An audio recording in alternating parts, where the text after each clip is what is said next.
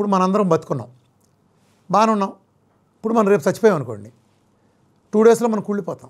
2 డేస్లో కుళ్ళిపోయి పురుగులు వచ్చేస్తాయి, వాసన వచ్చేస్తుంది. అదేంటి? బతుకున్నప్పుడు బాగున్నాం, చచ్చిపోయినప్పుడు కుళ్ళటం ఏంటంటే, గుండె ఆగింది, రక్త ప్రసరణ లేదు, రక్త ప్రసరణ లేకపోతే మనం కుళ్ళుతాం. ఓకే, అంటే మీ లెక్క ప్రకారం చచ్చిపోయినాడు కుళ్ళిపోతాడు, బతుకున్నాడు బాగుంటాడు కదా. మరి ఇక్కడ పక్కన ఫోటో వేస్తా చూడండి, బహుశా కలర్లో పడకపోవచ్చు, బ్లాక్ అండ్ వైట్లో పడవచ్చు యూట్యూబ్ రూల్స్ వలన.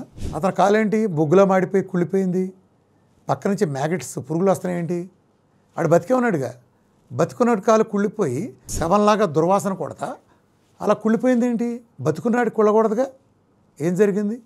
ఇందాక నేను చెప్పాను కదా, మైక్రోవాస్కులర్ ఆర్టరీస్ ఎక్కడ ఉంటాయి? ఉండేది కాళ్ళల్లో, 3వ ప్లేస్.